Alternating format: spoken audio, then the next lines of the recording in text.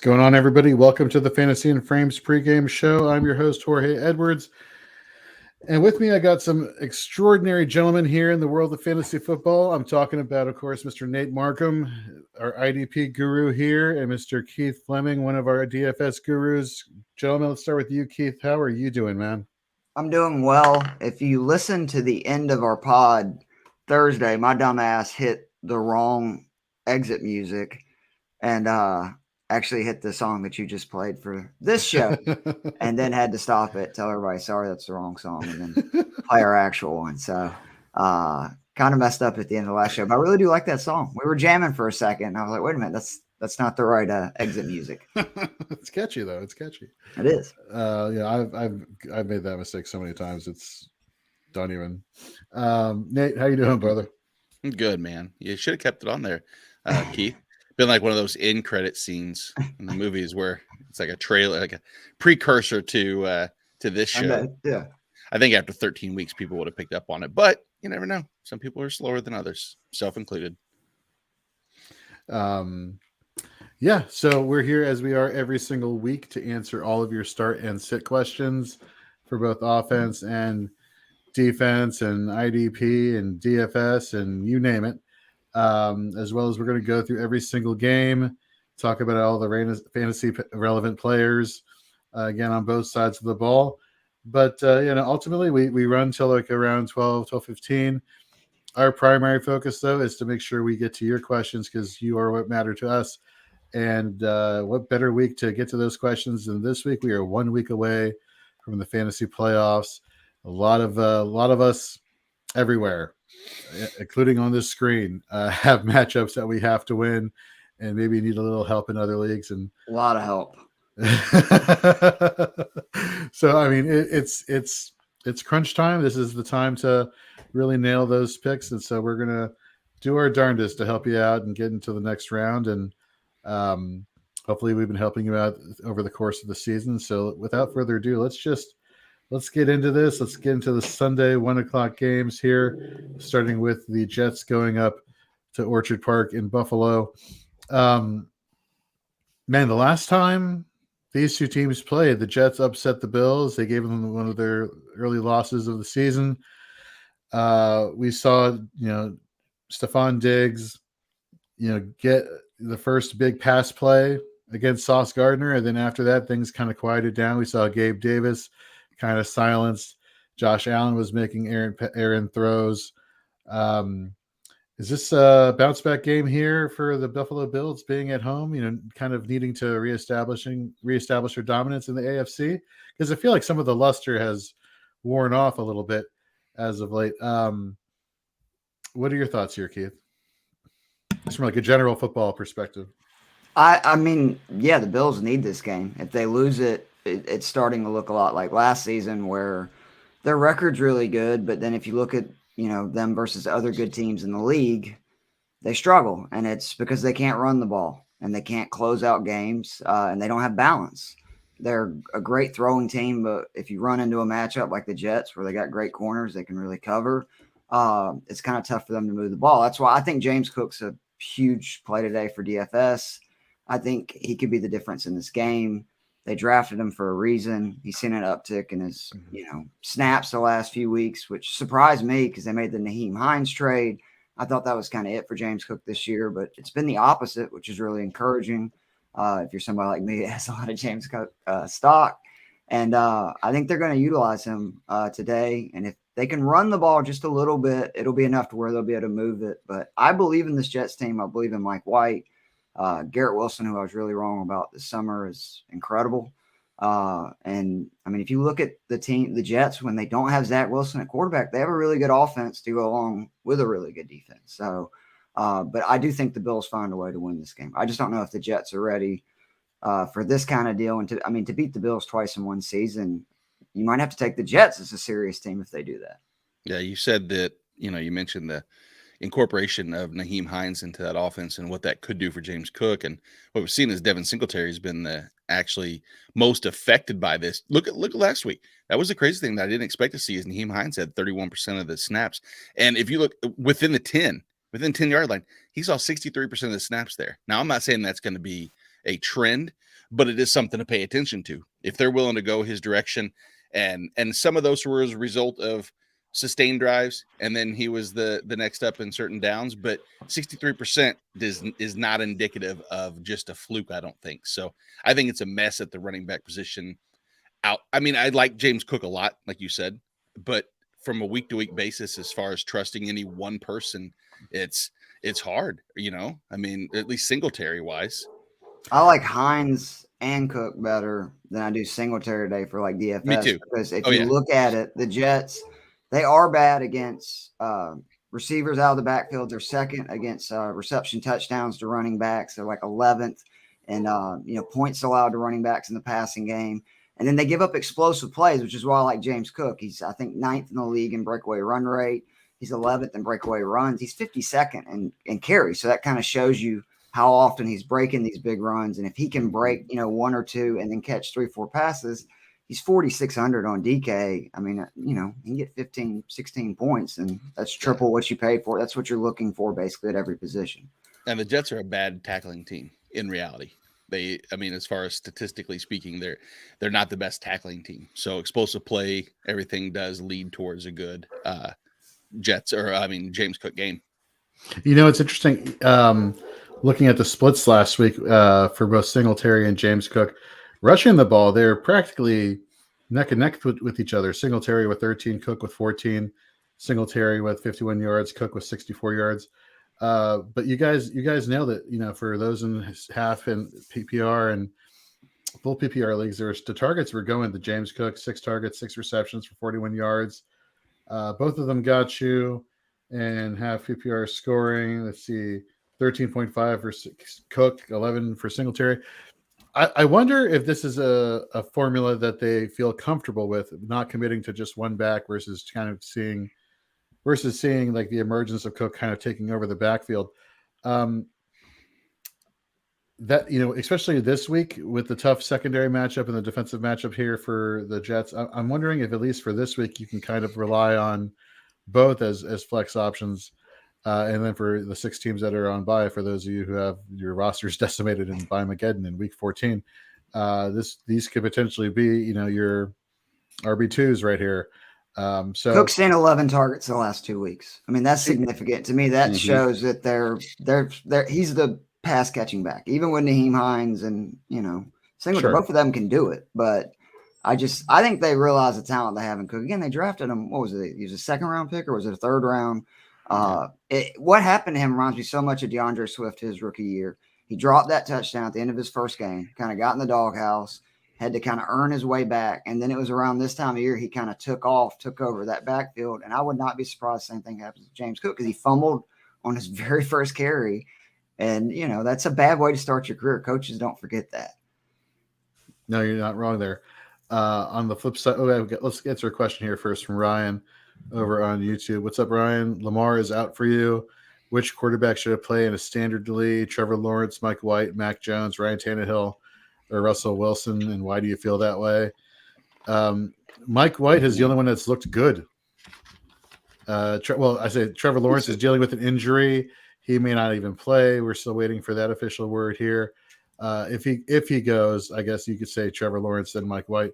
But Mac Jones, I'm not trusting, even though it's against a suspect Cardinals secondary. Ryan Tannehill seems to be fading off into the sunset after that game last week. Russell Wilson has been faded into not even the sunset, straight into hell for the Denver Broncos. Do either of you have differing opinions here, or are we both all 3 of us on the same? Can I ask, is Tyler Huntley available? Because if he is, I like him better than all of those quarterbacks this week. You look, he's averaged 40 yards in his last 6 starts. That's 4 free points, which I'm taking in a must-win game, probably, I'm assuming, for Ryan. And the big thing is he unleashes Andrews. Andrews' numbers with Huntley compared to with Lamar are insane. I think it was like 40% of his receptions last year, somebody picked him up. So that's not an option. Then, I would probably go with Mike White, because the Jets are going to fling it. I mean, I don't trust them to be able to just – even though Buffalo is suspect against the run, the night thing's been okay. Carter's coming back. They run Tank Johnson some. I just think they're going to end up having to throw. And especially if they get down, it could be a really positive game script for them. Say the Bills get up, a double-digit lead early.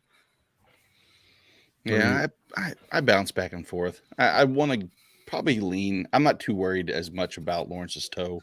I think it was just he got those 2 practices off just for management, I would say, and then he got in a limited some work yesterday. I think that Jacksonville's run D is going to give way to Henry and company, and I think it's going to put them behind. Maybe not necessarily big, but if anything, it's going to make them want to do what they want to do anyway, which is not run the ball against Tennessee, because Tennessee's run D, even without Danique Watry, Jeffrey Simmons should play.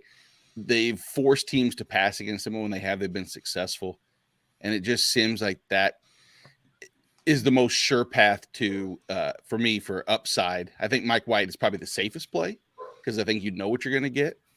And without Von Miller, it's a little bit less pressure on him. But, yeah, I mean, I would go Lawrence myself, but I don't have I'm going to have to pivot. Actually, you're right. The Titans are horrible against the pass. I mean, it's ridiculous. Like, the numbers that receivers are putting up against the Titans. The only game script where I don't see Lawrence at least throwing 1 or 2 touchdowns against that secondary is if it's just a run ugly game where Henry has like 30 carries but only 100 yards, right. And they kind of eat a lot of clock. But I mean, the Jaguars defense has been awful lately too. I actually like the over a lot in that game. So yeah, I'm going to pivot to T-Law. I definitely think there's more upside with them, and I actually don't even think that their kind of floor is too different. Dare I say, I may pivot also because I'm thinking about the defensive situation here. No Chad Muma. He's out for this game. Devin Lloyd is back in. Devin Lloyd has just not been playing well as a run stopper here for the Jaguars, which should give a lot of additional upside to Derrick Henry. But again, Keith, you brought up a good point as far as game script go with Mike White and the weapons they have there. Honestly, Ryan, flip a coin. What's your favorite color jersey? I don't think. Other thing I will say is T-Law runs, which Mike White really doesn't. I mean, Lawrence has had some rushing touchdowns the last couple of weeks. I think it's like at least 3 points in 4 out of his last 6, something like that. Joe was talking about that last week on the pod. So, I look at matchup, right, and the Bills' defense is so much better than the Titans are terrible, and I just think they're going to shoot him up. I mean, it's a toe. Let's be honest. Let's all be adults here. He's not going to feel anything for at least the first half. Maybe not the entire game. I think he's good to go. I mean, like, as long as reports are he's good to go. I like T-Law slightly more, but I'm not against Mike White. And then the rest of those guys, I wouldn't want anything of. Tannehill's got no weapons. Wilson's been a mess. And like you said, I can't trust Mac Jones against anybody. No. Right. Yeah, he has another question here. Which 2 wide receivers standard league? Christian Kirk, Brandon Ayuk, DK Metcalf, or Keenan Allen. Standard league, I think of big chunk plays, big yardage plays, and touchdowns. And right there, my eyes gravitated towards DK and Keenan Allen. Just you seeing Keenan Allen and the rapport with Justin Herbert the past few weeks, a lot of the downfield passes. And of course, DK Metcalf has that obvious home run upside. But can somebody make the case for maybe Christian Kirk in this situation or Brandon? I definitely will. I love Christian Kirk. Like, I think standard PPR, whatever it is, and averaging 20 points his last 3 games. That's 8th best among wide receivers. Granted, that's PPR, but he's gone over 100 yards in 2 of the last 3, scored in 2 of the last 3, seen 55 targets, 37 receptions the last 6 games. Titans have allowed 11 receivers to catch a pass of 24 yards or more in just the last 4 weeks. And just in the last couple of games, A.J. Brown versus defense, 8 for 119, 2 touchdowns. T. Higgins, 7 for 114, a touchdown. Christian Watson, 4 for 48, 2 touchdowns. And I love bringing this up because it was probably the call of the year on the pod. Joe Matz had De'Ami Brown when De'Ami Brown had not even seen the field against his D because they had been so bad against the pass, and he went out and on 15 snaps, caught 3 passes for over 100 yards and 2 touchdowns. So I actually think Kirk has to be on there. But I do agree with you that I love Metcalf against the Panthers today. I mean, all the stuff on, like, for data-wise is showing that Lockett and Metcalf have unbelievable matchups today, and the Seahawks should really be able to throw on the Panthers. In the to add to that, in the red zone, if you're looking at standard, obviously that should be a hyper-focused areas. Who's heavily targeted in the red zone? DK Metcalf, third in the NFL, 21 targets. Christian Kirk, fourth with 17 targets. What have they done with those targets? DK Metcalf hasn't done as much from a reception total. Only 7 of those 21 as a reception. But of those 7 catches, 4 of went for touchdown. Christian Kirk, on the other hand, 11 for 17 in the red zone. And of those, 7 for touchdowns. So now you have 14 combined touchdowns between the two guys, or 11 combined touchdowns between the two. Third and fourth in the NFL in red zone targets. And not that I'm not knocking Keenan Allen, because I think Keenan Allen's always a solid play. I mean, you know he's just going to eat. But I have no problem. I think we had this conversation a couple weeks back about Christian Kirk, and the red zone conversation came up again. And that kind of is a good little safe pivot. And we know, I mean, like you said, Seattle this isn't week 1 Seattle where I'm worried. This is somehow Geno Smith led good passing offense. I can't believe we're saying it, but then again, listen to this next question from our friend Malcolm, and every word in there goes, what the hell is happening? So this question, I think I've been seeing on the Twitter that is highly contested. Which Jets running back? It's a 3-headed monster. No, it's not. It's Bam Knight. You look at the touches last week, 15. The next closest running back last week was 4. I don't care that Michael Carter is back. What has Michael Carter done over the course of the season, production-wise, even when Breece Hall was there? Close to nothing. Whether it was they always give him the ball, though, is what scares me. Like, well, I agree with you. Knight is the better back, and he's shown he's getting a significant role. But like, I do think Carter being back this week does eat into Knight's reception touches. Upside. Just touches in general. Like, I just don't see him getting quite as much. He could still do damage, and maybe, but until I see a game when Carter is not, I can't trust on that. I kind of like, especially if it's PPR, Donovan Peoples-Jones out of this, he's consistently put up like 60 yards. That's 6 points, right? And I think Deshaun Watson is definitely an upside to Jacoby Brissett, and there's a chance that, I think Cincinnati's going to smoke Cleveland today, putting Cleveland in a pass-happy game. And I actually like Peoples-Jones today because the Bengals do a decent job versus number 1 receivers, but not number 2s. And the rest of those backs are, no offense to Braden. No, I don't want anything to do with him, even if Barkley's out. And I do worry about with Carter and Bam. Bam is definitely the guy I'd pick out of the 2, but I just worry the touches will be more even than, what it's been. Even when the rookie that got hurt. Why am I blanking on it? Breece Hall. Even when Hall was balling, they were still giving the ball to Carter. They were giving the ball to Carter, but if you look at the points that were scored, I mean, it wasn't impressive. I want to say the only games that he has 2 or 3 over the course of the season where he's in the double digits, and I think one of the games that he was in the double digits was either the Breece Hall injury game or the week after where he fell into the end zone at the 1-yard line. So I don't know. I do love. We have talked about for the past few weeks a lot about Donovan Peoples-Jones. You brought up a very good point. At least 60 yards in those games. I guess my concern there is with Deshaun. Has he gotten enough rust knocked off to do something positive with it? You're not in on Matt Breida, so that's an interesting call. Saquon has the neck injury against Philly, tough defensive matchup. That makes sense. Nate, what is your take on all this?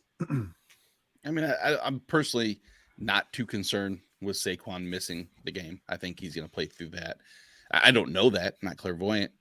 But if I had to lean, I don't know. I've heard some of the things you said on this show before. Shit, that's true. Then by necessity, I have Saquon a lot. He was probably my most heavily drafted running back. So Saquon is definitely playing, and God, I hope that works. I'm going to probably lean with you. I didn't want to like Donovan Peoples-Jones because I thought that it would be David Bell that would be maybe the recipient of Deshaun's arrival, just simply because I think David Bell's a more talented receiver, which is probably not completely fair. They're not that far separated, but that's not the case. We didn't see it. What we saw was Amari Cooper with 43% target share. The one thing that was nice is when Donovan Peoples-Jones did get targeted, and on that from last week, I mean, it wasn't a huge percentage, but he had the second highest, target percentage, the second most air yards, all those things. And like Cincinnati, they'll be throwing the ball because Cincinnati's going to get up early and it's going to be a shootout. So I'll lean Donovan Peoples-Jones there. I don't think it seems safe. And we did say this is PPR, right? He did not say. Come on, Malcolm. Wait, If Malcolm's it's not, then standard. I could understand starting night, but it's more likely he scores a touchdown for sure. But if it's PPR, I do really like Peoples-Jones. All right. I know Tyler does. I do love me some Donovan Peoples-Jones. I'm really hoping Amari Cooper plays, though. Oh, standard. Oh, wait a minute. There's a chance Cooper doesn't play? I just saw that last night, they said he was expected to play this morning. They're saying he's a game time decision. Damn. Yeah. That would make me like Peoples-Jones more, obviously. Yeah. I mean, it's all about, honestly, it's probably all going to be about David Njoku if he's truly healthy. That's a good call. Yeah, that's true. Bengals have struggled with tight ends. Ryan says he missed a breakdown on James Cook. Missed a breakdown on James Cook. He's thinking about plugging him in as a flex. Even in a standard league, are we still high on him? Or if you had Singletary as an option, roll with Singletary in the standard? Oh, man. In a standard league, I mean, James Cook just really seems like he's getting a run, man. I feel like you're at this point, you're just trying to pull out a crystal ball, but James Cook is more talented than Devin Singletary. Like, I don't think anyone's debating that. Singletary's just been more reliable, but Cook, after getting 14 rushes last week and still getting a lot of receptions, I think I'd take the shot on Cook. Again, he's number one. Scar, he's number one in breakaway run rate in the league. 19th in breakaway runs, despite being 52nd in carries. And again, the Jets and reception allowed to running backs. They're 12th, second in touchdowns allowed to running backs in the passing game. 11th in explosive run rate allowed to running backs. And they've given up 21 receptions over their last 4 games. Again, I said Cook's seen 11 targets the last 2 weeks. I think that's something that teams have figured out as a way to move the ball on the Jets. If you can't run it great, is to just throw quick passes to your running backs, tight ends, etc. And he seems to be the guy in the passing game. Again, 11 targets the last 2 weeks. That's by far the most of any of the Bills' backfield. I think he scores today too. I really do. I think he breaks a big one. I like that they're, one of the top teams in giving away breakaway runs, and he's number one in breakaway run rate because he hadn't had a lot of touches. All right, let's get to some IDP for this matchup and go to our next one, Nate. Let's talk Buffalo here. AJ Milano may not play. He's questionable. We've seen AJ Klein come in here his very first week. I think you agree that's the pivot there for those who have Milano in the linebacker spot there.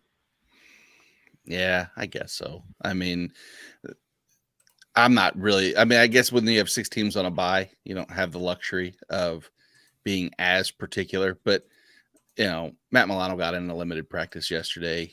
I think that he's I don't know anymore with injuries. These guys get – what's up? I was going to say, I mean, obviously, over the course of the show, if we hear anything, we'll, of course, adjust our takes here. Obviously, Jordan Poyer, if he's playing, which he should be. Mm-hmm. Damar Hamlin got called for a BS call last week against the Patriots and got ejected from the game, which is kind of like, what is he supposed to do? He was literally in the air as he was trying to make a tackle in the end zone. We still rolling with Damar Hamlin? I like Damar Hamlin. Yeah, I like him as a low-end DB2 option there. He's been in the box. He's done a little bit of everything for Buffalo. He's been really explosive in getting back, behind the line of scrimmage on some of the run plays, which could be big to try to slow down and put pressure on Mike White, which is what they obviously need to do, and just bracket Garrett Wilson. And I think they'll be, and that's got to be the game plan, I would assume, as nobody else is really a threat necessarily other than what you do with Corey Davis, words that you never thought you'd say in week 14, huh? Right. On the flip side for the Jets, let's start up front. Quinnen Williams is obviously a force to be reckoned with. The past month, he's the DL 18 as an interior defensive lineman, which is just amazing what he's done this year. CJ Mosley. Anybody in the secondary? Maybe a safety here in the secondary you're high on? I know you put out your chasing IDP upside article over at fantasyandframes.com, which Mhm. folks, there's still time. Head over to fantasyandframes.com today, read our start and sit articles or IDP start articles. Check out on our homepage, prominently displayed, Joe and Keith's DFS picks at bargain, median, and expensive plays tiers. Check out our regular chasing upside article where we look at the different offensive players that have the potential to exceed expectations. But anyhow, back to chasing IDP upside in the secondary for the Jets. Who you got for us, Nate? Yeah, I like Jordan Whitehead a lot. Was a fan of his coming into the season. He's had weeks where he's gone missing. Week 4 against Pittsburgh, only had 2 tackles, but he had the interception. So point total was, at least supported a little bit. DB, low end DB2 throughout most of the season, DB3, but the last 3 weeks has really been strong. New England, Chicago, Minnesota, looking at 6 tackles, 2 tackles for a loss. 11 last week against Minnesota with the PD. I think this lines up for, again, he's involved in both run play tackling and coverage tackles. We know Buffalo is capable of long sustained drives, and it just seems like this is one of those 7-8 plus tackle game for Whitehead. And last time they played each other, he picked off a Josh Allen pass. So I think you never want to assume an interception, but he, Right. that was just his second best game of the season. It's almost like he has IDP upside, which goes along well for your article. How about that? I think so. All right, we talked about this next game a little bit. Cleveland, Cincinnati. We gave our thoughts on the wide receiver position. We talked about tight end Njoku, expressed our concerns for Deshaun Watson, even though the game script should be in his favor, assuming that he's good to go. On the flip side, is Joe Mixon back, or is it still Samaje Perine? I don't recall off the top of my head what's the latest with that situation. I believe he is back. Okay. I will fact check, though. Thank you. So I want to know this. If he's back, Keith, I'll ask you this question. The last 2 weeks, Samaje Perine has seen target shares of 17% and 23%. Do you think that same type of involvement pivots into Joe Mixon returning? Because if so, then, where has this been all year for Mixon, realistically, from that high of a percentage? Or do you think that, they can't be, playing into Samaje Perine's strengths by having him as a pass catcher? That's crazy. He's just been better than Mixon. Mixon's been awful if you take away the monster 4-touchdown game he had. He's just not been very good. Joe said on the pod, he's terrified of this being the monster Mixon game and us being off of it. I'm not worried about it because, again, Mixon showed me absolutely nothing other than one game. But Cleveland is, sorry, Tyler, earmuffs, terrible against the run. I've been saying it for 3 months. You have. I say it on the pod all the time. You said it going into the Falcons game. I had not heard that or noticed that. And you look, 3 different Falcons guys scored 10 points or more in fantasy. So, it just – they're bad. But I just think Burrow, Chase, that passing game right now is just ridiculous. If you look at Chase's, the games he's played, even last week came back at 8 receptions for 97 yards. Yeah, we'd love for him to get 3 more, or a touchdown, but that's still a pretty good game back from a 4-week absence. They got Higgins. I just think they're going to throw on the Browns. And to your point, like if it's DFS, I would play Perine before I play Mixon at their prices, but Perine's kind of expensive this week too. You look at the interior offensive linemen, like the interior guards, the center, they've been playing really, really well. You look at Samaje Perine's success over the past few weeks, a lot of rushing attempts up the middle, off to the right, off the left guard, and a lot of success there in yards per carry average. I wonder if they keep that going. Definitely had a great matchup last week. So it's against Kansas City. So it's going to be interesting to see how they utilize him. What's the running scheme going to be like if they kind of go back to that zone? I think they stick with what works, whoever's running the ball. So that's just my take there. Let's jump into IDP. The Cleveland Browns, I want to say that their tackles have been playing pretty consistently all the course of the season and been playing really well, so to speak. If you had to pick one edge rusher, though, here, Nate, would it be Hendrickson and going for the sack upside, or Hubbard kind of helping with the run against this Bengals team that's been kind of getting back to basics in terms of football play? Oh, Jorge, I hate this question because It never fails. I'll look at the matchup and say, well, matchup base, I gotta say I really like so and so, insert name, and it's wrong. I mean, if I wanted to pick a side, I would say I would go the Hendrickson side, just because on the season, Wills has been a little bit worse in pass pro, but not by much. They're both about equally bad when it comes to protection. So I'm gonna go Hendrickson side just because. Well, you know what? I'm flipping a coin, and that's that. And I think that's terrible analysis, but I'm wrong every time. So I'm not going to sit here and try to give you solid data points because that's dumb. And I'm sure everybody who has that question totally is appreciative of that. That's fantastic. Nate, do you not think DJ Reader will do much? He could. I think that's Cleveland's strength. Their interior. It? I think so. Their guards are. Their center is a glaring weakness right now. Yalta Froholt can barely play. Oh, well, that's interesting because let's see. I think he's their fourth. I think he's their fourth string center.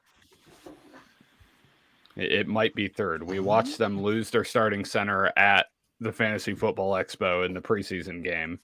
Then they lost a backup, and now it's Yalta Froholt, who's been on like 5 teams in 4 years, and he is a very big weakness on that offensive line right now. He can't make hot calls. They're leaving it up to the quarterback, so it's a little rough. Yeah, I gotta tell you, I wasn't even looking at that matchup specifically, mostly because I just when I see two guards, when I see Batonio and Teller able to kick over and at least give a little bit of assistance, especially if BJ Hill hasn't been playing all that great so far yet, and that's about all they have across the on the interior, because I sure saw Zach Carter's got some play, but he's not doing anything significant. I just trust the Bengals DC enough to somehow game plan in a couple one-on-ones with Reader and Froholt. Yeah, and I think they're going to really focus on trying to get Froholt help to stop Reader, but I think they're going to pull a couple one-on-ones, and it's not going to end well for Froholt. Look at you. Look at you, Mr. IDP. Oh my God, I'm loving it. Yeah, it's hard. That interior defensive tackle spots are tough, because if they do a rotation whatsoever, yeah, I'm just going to say, that's a great call. I think that one-on-one is something to exploit. If there was an upside play, if you want to look at a defensive tackle league, 100%. Him and BJ Hill both, if they're rotating in, can absolutely just, destroy Froholt. That's something I'm going to note right now. Can that be my late sack lunch call? Can be. Ooh, look at you want DJ Reader? Yeah, I went to 2 weeks ago. I went to Uchenna Nwosu, and he had 2. Yep. I'm gonna go ahead and put this in here now. Go ahead, Jorge. You may continue. I don't know what to say. I'm speechless. I will say here, though, Ryan, I'm glad you brought this comment up here, because so we bumped 4th and frames from Wednesday to Friday, in case you guys haven't seen it, guys and gals. And so we got to the plays and fades segment, and we got to the play, and I very sarcastically yet somewhat optimistically said, it's a tough matchup for the Buccaneers all around, but this is the GOAT. This is Tom Brady. He's been playing lights out for the past month. Very clutch situations. If there was ever a quarterback that could pull off something against a tough matchup, it's Tom Brady. So have the guts to do it. 5 seconds later, I quickly retracted and say, don't do that. Play Jared Goff. So that being the case, 83 tickets requested for him and his family and friends.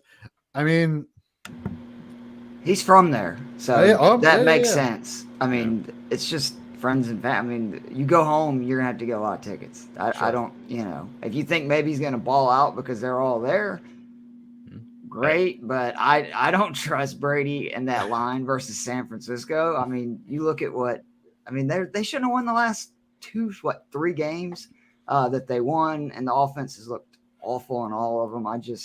Brady's the GOAT, no doubt. And if you give him a chance late in the game, he can win. But I think they're going to have real issues with that San Fran defense. What kind of power move do you have to have when when you've won the most Super Bowls, when you're Tom Brady, it's like week 14 game against San Francisco. I want everybody to watch this game.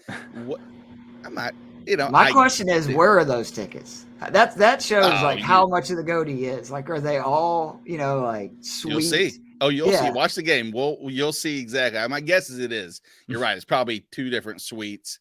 Are they the owner suites? That would be the true power move. Kick the the owner out and make them sit somewhere else. What does a Gator have? He wants to, so here's a misconception, Gator. I'm not a Michigan fan. I'm just a Jordan fan more than anything. But I am a Big Ten fan. So Keith, I don't want to put away. I don't think that game, if it, how it plays out. I don't want to put a wager, but I kind of do because I like betting.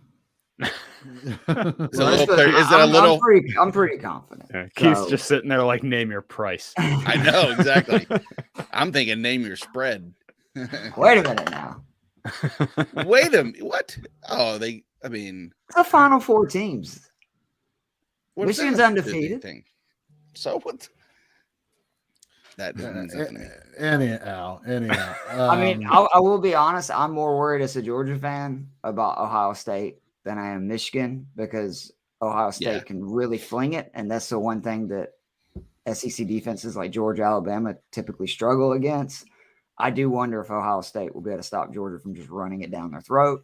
But, Michigan, if we play them again, I don't know. After seeing last year, I find it hard to believe in 1 year they made up that much on the line. Because, it's just Georgia just wears on people. Yeah. It just really feels like you guys are writing off TCU. Yeah, don't disrespect the Horned Frogs, man. Come on, the school that brought you Andy Dalton. Let's not write them off just too. I'm kidding, kind of. But then again, Anything can happen. Anything can happen. Yeah. Anything can happen. Speaking of anything can happen, I don't think it applies to this next game because I don't think the Texans are going to beat the Dallas Cowboys this week. I don't know if that's a hot take or not. Let's get to that. That's going to be in Dallas. It's definitely not a hot take. It's a hilarious. I don't remember the last time I've seen a spread this big on an NFL game. Is it bad that I feel confident the Cowboys are going to cover? Because they've won 3 of their last 5 by 20 or more. So they've proven recently they ain't afraid to run it up. Yeah. My only concern would be they just get so far ahead that none of their starters play in the 4th, and the Texans get a backdoor cover somehow. I was worried you were going to say Kyle Allen or Davis Mills, and I was going to be like Tyler. But no, I got you. That makes sense. So I think last week we saw a little bit of the changing of the guard when it comes to yardage gained by this Cowboys running game. It's I hate to say it, but I guess I don't hate to say it. This is Tony Pollard's backfield for the latter half of the season, especially last week. I'm pretty high on him. Zeke, though, let's dispel a couple things. Zeke, as long as he's on this team with this offense playing the way it is, he's always going to be playing well. He's been in the mid double digits and half PPR scoring the past few weeks. They find ways to get him the ball, even when it's time to finish off a team like they did last week versus Indy. Super high on him. The wide receiver matchups here are kind of interesting. CeeDee Lamb, Tyler, you and I talked about this on Fourth and Frames on Friday. He's definitely one of those players in plays this week. I feel that if you need him to go off to get you into the fantasy playoffs, I don't know if you're going to get that high end production. You'll still get your 12, 13 points if that's what you need. But I don't know if you're going to get the monster 22, just because what need will the Cowboys have to throw on the Texans after a certain point in this game versus just running the clock out?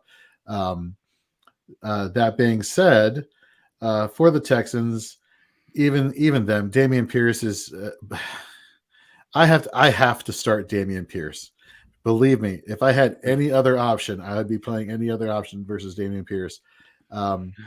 Here's a question I have. Yeah, go for it. Is Rex Burkhead playing? I assume so, correct? I've not seen an injury designation for him, but then again, I wasn't looking for Rex Burkhead. He missed last week, and that's the reason why I think Dameon Did he? Pierce saw. Yeah, right. Huh.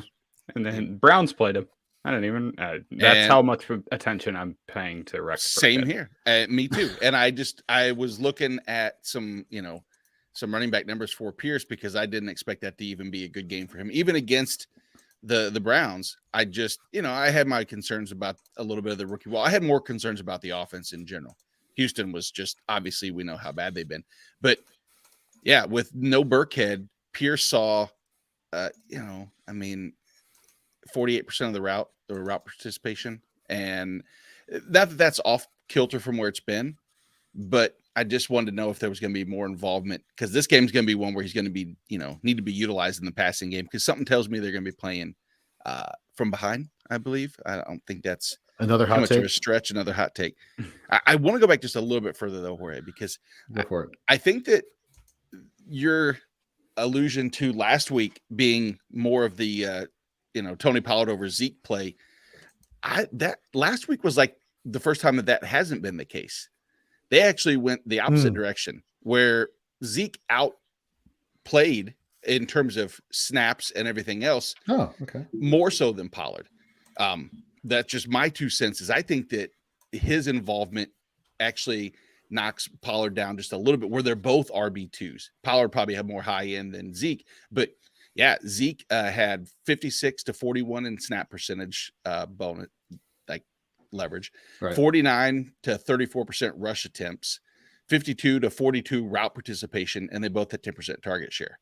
So Sure. for the first time, that's when I've seen Zeke actually eat into more of Tony Pollard's work. And Zeke's going to get the red zone carries as well. Texans give up, though. I mean, they get gashed in the run game. They're one of they've allowed 14 different backs to have a reception or a rush of 20 yards or more. Right. And then you got Tony Pollard, who's second in breakaway runs, third in breakaway run rate, second in yards per touch, third in yards per reception, sixth in yards per run. He's seen 11, red zone touches in his last 6 games. I just think he breaks one or two big ones, whether it be in the passing or the running game, to where I do think he's an RB1 this week. I love Pollard against that Texans defense. I like Elliott too. Like, to your point, I think they both are good plays on DK today, but I think Pollard can, like, if he gets 15 touches versus Texans D, I think he could easily have 100 yards and 2 touchdowns. We got a question here from Ryan. I believe, Ryan, this is the first time we've seen you on the show, so welcome to the pregame show. Tough PPR flex decision to make. Leonard Fournette, Mike Evans, Travis Homer, who should be starting for the Seahawks. They said that Walker and DJ Dallas are trending towards not playing. The official word has not come out yet, but yes, that's probably a good take right there. Makes me like my Metcalf or Metcalf decision earlier even more. Right. Yeah. Breda, if Barkley sits, and Joshua Palmer. Pick one, I'm assuming. Man, I'm not liking either running back for the Tampa Bay Buccaneers versus this defense in Seattle, which is giving up, I think, the fewest points to the running back position. Mike Evans. He's been a massive disappointment this year. Yeah. Well, to be fair, Brady's been a massive disappointment this year. He in the has. Bucs offense, and then all their defense, the offensive line is shredded. But I mean, just the Bucs offense is terrible. Yeah. Let me look at what Travis Homer's usage on the running game was, or passing game. Yeah. I mean, it could be different because they're going to have different players active this week. Right. Right. Homer was just kind of the fallback because he's a special teamer as well, and he was actually active. So I don't know what the heck's going to happen with that. I mean, don't y'all think if Barkley sits, this is an easy decision? That's Breda. I mean, think about the amount of rushes he's going to get, how much the Giants throw to running backs. Like, Yes. I'm making that decision just on volume. He's going to get the ball a lot. Hopefully gets a touchdown or, has some receptions. Yeah, I mean, Breda's the easy decision if he sits, but I think you got to. It's a lot tougher if not. Yeah, for sure. Yeah. For the PPR upside, though, which is Josh Palmer somebody that we're considering potentially as must-win? This is obviously a must-win game for the Chargers, also going against the Dolphins on Sunday Night Football. So I expect them to be down a lot. I think the Dolphins are going to have offenses. The Chargers do not have the linebackers to cover the way the Niners did. I think the Dolphins just absolutely eat on offense, which is good for Palmer because then Herbert's flinging it, most of the game. Yeah. I mean, Mike Williams is back, but that hasn't really Yeah, Allen coming back really hasn't hurt Palmer at all. But when was last time Keenan Allen and Mike Williams played a full game together? Ever? I don't know if they done that have this this week? Yeah, I don't think they have this year. To be honest with you, they played the first few series versus the Raiders, but then he caught that pass referring to Mike Williams, of course, and then he went out for the game. I'm actually liking Palmer for the PPR. For Breda, I definitely get the volume. I guess it depends on what your other receiving options and running back options are, but I'm leaning towards Palmer. Let's go around the frames. Tyler, who are you picking here? I'm gonna pick Palmer as well. I'm not confident in Homer. Keith? Again, if Barkley sits, I like Breda, but I'm good with Palmer. What about you, Nate? Yeah, same thing. We're not wishing Breda to play. Remember, Barkley's playing. Will this in? Come on. I need him in our staff league, so yeah, absolutely. From your mouth to God's ears. Exactly. On this show. Let's go over to the IDP side. I think DeMarcus Lawrence is going to have a big game this week. I think he's going to feast. Great matchup along the offensive line. I love the fact that we're seeing more and more play from both Jaron Kearse and Donovan Wilson, both creeping up to the line of scrimmage. It's almost like this linebacking core needs help. And Leighton Vander Esch can't really do it all. Both of them have been super productive. Both of them have been in the box close to the line of scrimmage the past few weeks. Last week, both of them were very productive for Fantasy Pros IDP scoring, which is what we like to go off of here. I'm kind of leaning, though, if I had to pick one or the other, on Wilson, because Dan Campbell came out last week and was just saying that you are basically saying you're the model of what I want our safety to do, getting in the backfield. I believe he had a sack also last week. So I think just the splash play upside on top of the high tackle floor is good. I also like Jonathan Owens. We look at the safety situation here. You have the rookie Jalen Petrie, who's mostly playing in coverage. Jonathan Owens is the in the box safety. And for as much as we talked about the Cowboys running all over Houston this week, which should be what the second half is all about, I think you're going to see a lot of Jonathan Owens tackle upside. So, Nate, who is Jerry Hughes against this? Is he not even a matchup you want to exploit this week? Because does he have a matchup to exploit against this Cowboys offensive line? Not really. No, the Cowboys offensive line has been playing better than what I think people expected. I don't think anybody, when Tyron Smith went out, for them to not really skip a beat, and they honestly haven't. I think the entire defensive line for Dallas is going to be something to pay attention to. I wrote up and we talked about on Shoot the Gap earlier in the week, and pretty much across all areas that Osa Idigizua is, I think, one of the better matchups. From Tyler, earlier you talked about DJ Reader. Defensive tackle in a matchup here, I love Osa's one-on-one. Number one, Kenyon Green, who I have talked about ad nauseum, went to the fact that, it took 11 weeks and finally Houston benched him. And it was great because a lot of the people on Twitter, the Texans fans, responded to that. And they said, took you long enough. And his reaction, honestly, in the press conference was that it was designed that we were going to split some work, and it wasn't related to his performance. And that put them at an uproar because they're like, how's your performance not going to dictate after being the worst graded offensive lineman in football for 10 weeks finally going to happen? So that's what happened. Kenyon Green, but Justin McCrary, who stepped in, is injured, probably won't play. So you get a full workload of Kenyon Green versus Osa. I think they have a big enough lead. They're going to rotate. Sam Williams is a name, I bet, that we'll talk about a little bit. Damone Clark, I think, is probably who we're going to talk a little bit about too, because Vander Esch might not even play today. So his name's, there's a chance that if that happens, Anthony Barr could step in, but I like Damone Clark. I talked about him in the preseason, that neck surgery that he had. He's come back. He's seen significant snaps. He's had production. He's just a good story, and I really like, Damone Clark for sure.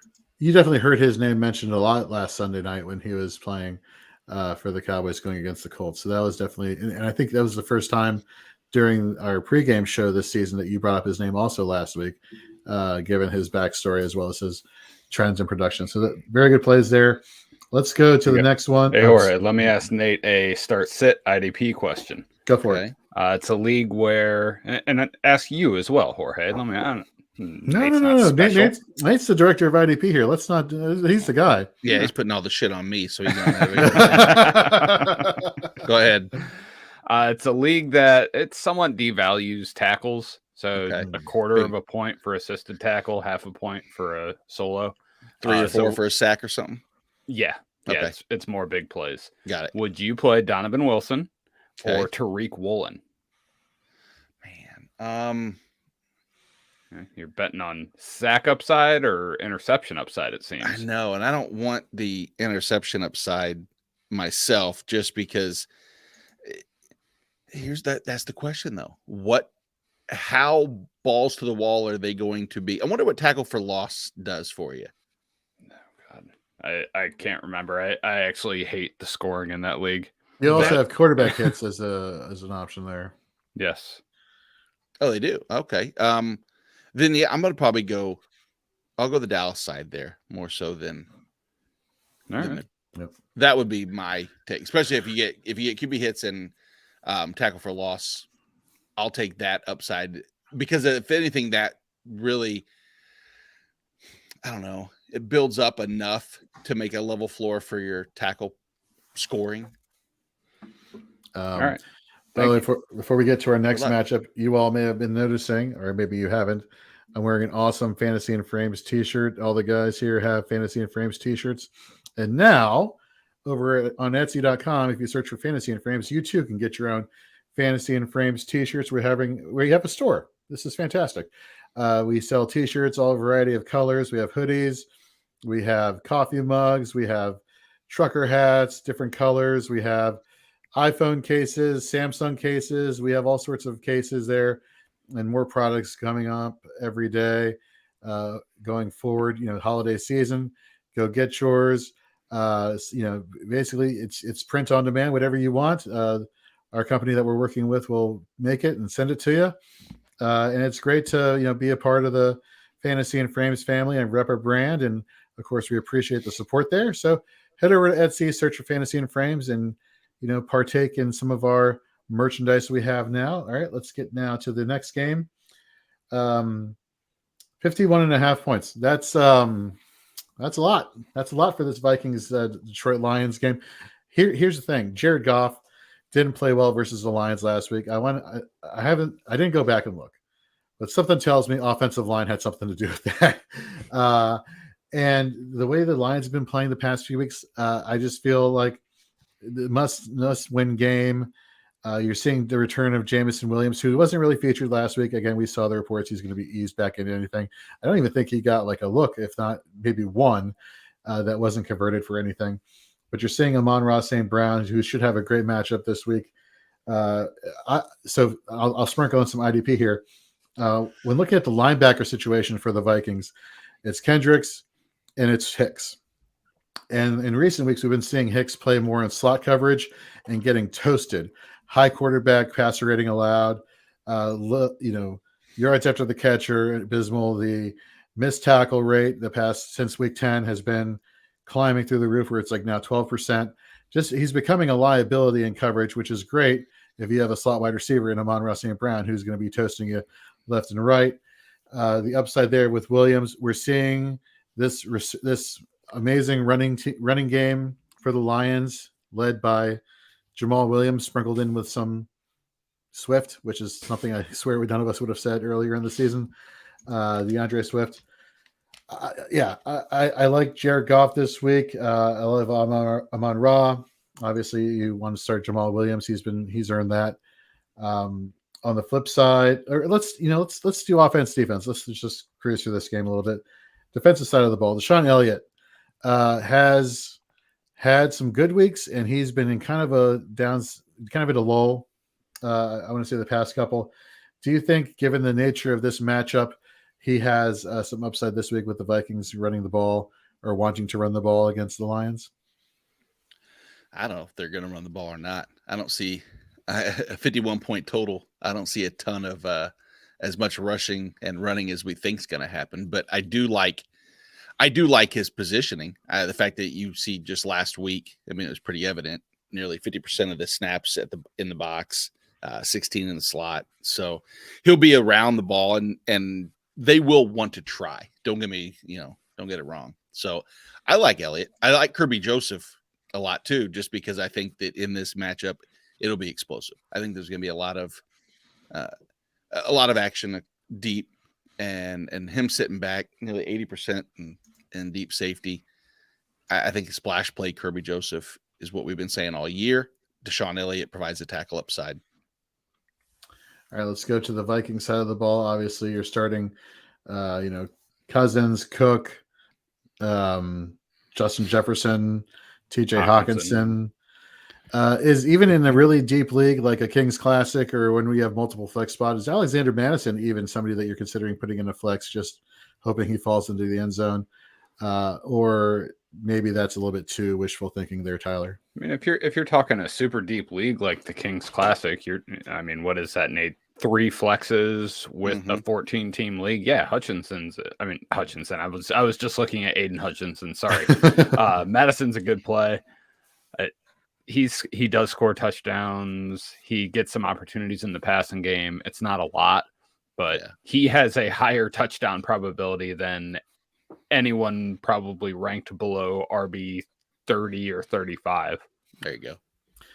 And for those of you who play in a lot of home leagues, I was surprised in a lot of the home leagues I play in that Madison was still on the waiver wire. Obviously that should never be the case with that situation in Minnesota. But I would comb your waiver wire, especially with the need and the injuries this week and the number of teams on a bye. You may find some gems there, that you may be surprised are there. So just check that out in your home leagues. Obviously, for those that are watching or those who play in a lot more competitive leagues, you probably will not find that there. But just something to put out there.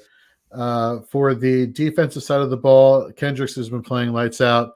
But you gotta play here. Harrison Smith may not be playing this week, or at least he's doubtful, I believe. Nate, so who was another secondary player for the Vikings we should be playing? Breaking news. Brian Daboll has announced that Saquon is going to play today. So mostly that was just for me. It just makes me feel good. I just like to put it up there so I can read it. And there, Cameron Bynum probably is who you're not referring to. clairvoyant again. I knew you were going to say that. See what I did there? Let's see if I'm clairvoyant on Cameron Bynum. Talked about Cameron Bynum on Thursday night with our You Down with IDP podcast. Mentioned Bynum's name. He doesn't leave the field. He's just constantly on the field 100% of the time in a game where, like I said, a 55 or 51.5 implied over. I just have to see his involvement and his gradual improvement in actually football has really come with the assistance of Harrison Smith. Excuse me. Him and Harrison Smith have really bounced off each other. He says that Harrison Smith helps put him in a lot of good positions, teaches him about the game. And if you say that you get the little added kiss from Harrison Smith as far as positioning and upside, then I like it. And I mean, this is a bye week, of course. This is a bye week replacement. He's probably a DB 4 in most weeks. I think he has DB, 2-3 upside this week for sure. Another name. What do you think of Josh Metellus? Another safety here or a safety here for the Vikings versus Detroit week 3, put up 11 tackles for 15 points. Obviously, I believe he played more at free, if memory serves me correctly, than strong. I could be completely wrong here. But I think this is not somebody that we're paying attention to, and it should be Bynum. I mean, Metellus played 2% of the snaps last week. So, yeah, that should tell you all you need to know right there. No, everything. I mean, it was Metellus is nothing. Okay.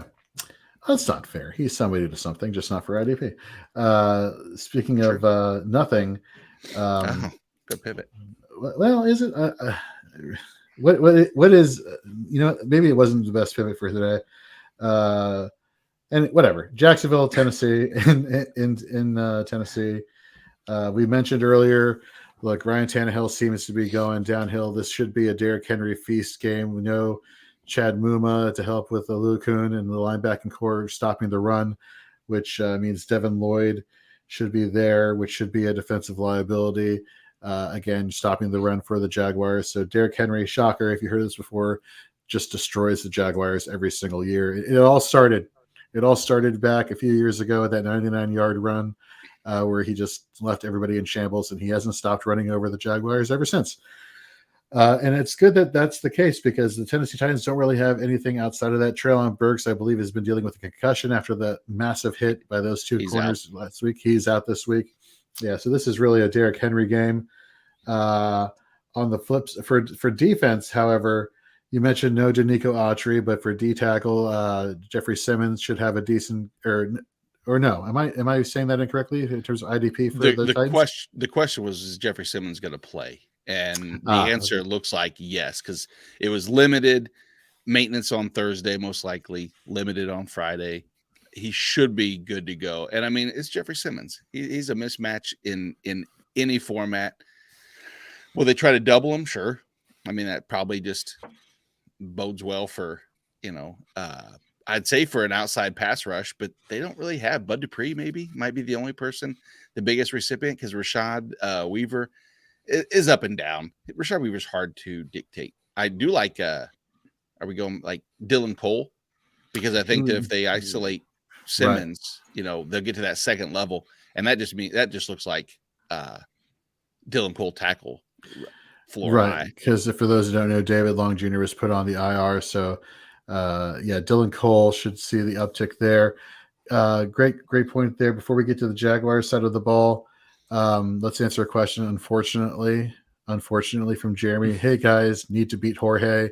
Pick 2, half PPR. Zay Jones, Rashad White, DJ Moore, James Cook. You say yuck, Jeremy, but we've been kind of praising the James Cook bandwagon or hype train all morning long. Maybe that's a collective yuck to all of his options. Oh, just James Cook. Okay, fair enough. So I personally don't like Rashad White this week. I think Drake Greenlaw has been playing lights out in coverage as a linebacker. I think he limits a lot of White's PPR upside. Zay Jones, DJ Moore. So it's definitely James Cook for me, and then it comes down to Zay Jones or DJ Moore. I like Zay Jones better. He's just been playing better. Keith, what are your thoughts here? I love Zay Jones this week. It was one of Joe's plays. It was his bargain wide receiver on the pod for DFS. He's seen 31 targets the last 3 weeks. So he's seeing 10 targets per, has had 8 receptions or more in 2 of the last 3. And again, this Titans secondary is just garbage. I mean, they are so bad against the pass. They give up big plays on the regular. And I have a feeling Zay Jones catches a touchdown today. I think he has at least 5 receptions. If you head over, folks, to fantasyandframes.com, one of our writers, Jonathan Klonowski, did our start and sits article for this week. He was right there on you right there with Keith. Zay Jones is definitely a must play this week. Let's add another question here. Jeremy, I hope you lose. Anyhow, back to another question here. Yasir Ahmed, how should I feel about my team heading into the playoffs? 12-man full PPR. He's got Mahomes, Dalvin Cook, CMC, Amon-Ra. Good. Njoku, Tyler Bass, Treylon Burks, Pacheco, Madison. Aside from some injuries for a couple of these players, you should feel pretty damn good. Let's see here what else he says. Hayden Hurst, who I believe is out this week. But he might be out a couple weeks. Okay. Yeah. And then the Seahawks defense for the matchup. He should have a great matchup this week. So definitely you should be feeling pretty good this year. Thanks for tuning in. Let's go here to the Jacksonville side of the ball defense. Olukun. Is that what you're stopping at? Yeah. Should I be stopping that? Or I wouldn't. I mean, I think that Tennessee's offensive line sucks. I mean, if there's a get right game for Josh Allen, this is it. He's been Hollywood and I on Friday night had the delayed Shoot the Gap podcast, and Josh Allen was we had a lot of pieces in this game conversation wise. Josh Allen hasn't had a sack since week 4, surprisingly. And this is, I mean, matchup wise, the tackles for Tennessee both have been bad. I mean, just a turnstile for pressures. And so I think it's a Josh Allen get right game. I think that it leads into both Aluakon as well as Devin Lloyd. I think Devin Lloyd could revert back to weeks 1 through 7, where he was, I think he was 15th in the league in tackles. He was first in passes deflected. Ryan Tannehill, coincidentally, is top 10 in passes being deflected. Not that that is a correlation directly, but you know what? You grasp at straws and you can find anything. And if he happens to deflect 2 passes, you go, oh, yeah, Nate was talking about that. So you just throw random shit against the wall and see what sticks, right? But I like those guys. Outside of them, there's not much in the way of IDP. I mean, you're not feeling great about Trevon Walker? I'm never feeling good about Trevon Walker. I don't want to say he's been bad, because he's not. He has the difficult situation of being utilized in a ton of different positions as a rookie. They asked him to come off the edge. They move him into the interior. I mean, like last it's week, the same thing they did at Georgia, where he doesn't put up great numbers, but if you look, he's a good player just because they ask him to do everything. I know, but then the question is why is Jacksonville so bad in certain areas of their defense? And I don't have an exact answer. I think a lot of that probably goes to their corners. I mean, Tyson Campbell's they've been getting burnt a lot in the passing game, but they're not great against the run either. No, they're terrible. They're bottom 10 against the run. That's the thing. That's because, Foy Lucon's not a great player. He's great IDP. He's just a tackler. He's not great. And we saw that when Muma stepped in, he was a better player. I mean, instinctively and everywhere. But they're going to need some more work. The good news is with Trayvon is that he is seeing, 90. Last week he saw 92% of the snaps on 3rd and 4th down. He had a pressure rate in the double digits finally. It's a difficult assignment for a rookie to try to play defensive tackle, D end, hand in the dirt, stand up out wide, and do those. So, all right, cool. If nothing else here for the Jaguars, did we go to Jaguars on offense? Did I miss that? I mean, you're starting ETN. You're going to start Christian Kirk. You're starting ETN? I am. I hope I have a different option, but. I mean, I hope I do too, but chances are. Because the Titans have got to be, again, one of the better run defenses in the league. They don't give up anything on the ground, and I worry about his injury and everything. I just, I understand what you're saying, though. I mean, I always forget, where he's ranked. And ETN played an absurd amount of snaps. He played 88% of the snaps last week. What? Huh? Exactly. I thought he was going to be like easy. And Hasty's been good when they give him the ball. I know. Yeah. And Hasty just didn't play at all. Exactly. 81% rush share for ETN. So that one thing, like you're saying, Tennessee's defense against the run is really good, has been really good. And a lot of that is because they had David Long and they had Danico Autry. Danico Autry is the biggest piece that's missing, in my opinion, because he's able to split out wide in passing sets and then move to the inside and complement Jeffrey Simmons. They're still good. Mike Vrabel led team. Is still always going to be a tough defense. But you're right. Here's my option, Keith. Sorry to go on this tangent. I have a league where I have to choose 2 of the 3: Saquon, ETN, Rashad White. Terrible matchups. Is it PPR? Yeah. I kind of like White today. I just think that he's going to catch. I think he's going to catch Pat. I think the Bucs are going to be down, and I think White has been the receiving back. I mean, even with Fournette back last week, he did more damage, in the receiving game. And I worry about ETN. I mean, I worry about this Jaguars offense as a whole. When you put up 14 points versus Detroit, that does scare me a little bit. And I just think the way you attack this Titans, defense is the pass. They're so bad against wide receivers. All right, let's go to our next Sunday matchup at 1 o'clock. Got 2 more 1 o'clock matchups to go over. We got the Eagles taking on the Giants.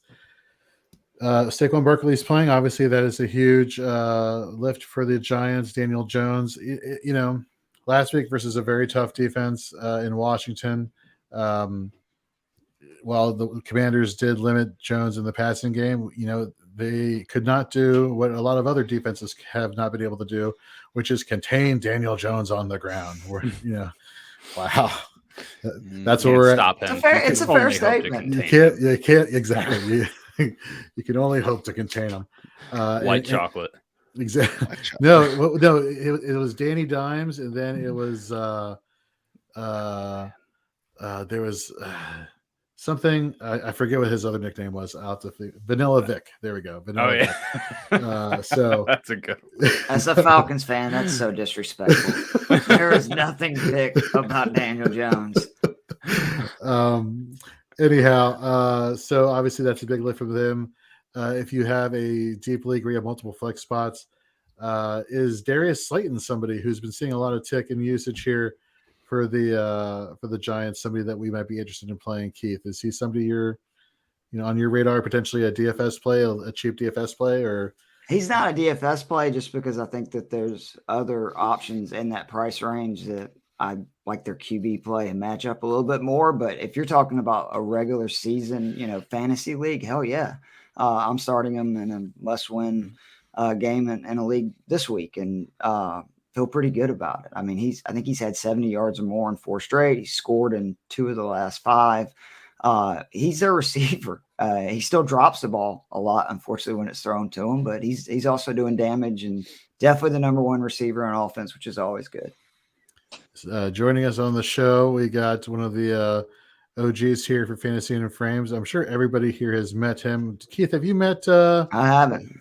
Ken. So Ken Sonnenberg, welcome to the show. He's literally in the room right behind me, joining me for today's slate of games. Ken, first of all, welcome to the show. Thank you. It's good to be back. Jorge hogging all the Wi-Fi, right? What a jerk! He's like, here's my use this one. Use the 2.4 gigahertz line, not the 5. Oh, exactly. Stay off my 5. Good Lord. So Keith, just to give you and everybody a little background on Ken. So I started Fantasy and Frames back in 2017. I was just doing articles. The following year, I'm like, let me start a podcast, but there was nobody I knew who to do a podcast with. I reached out to Ken, one of my close friends, groomsman at my wedding.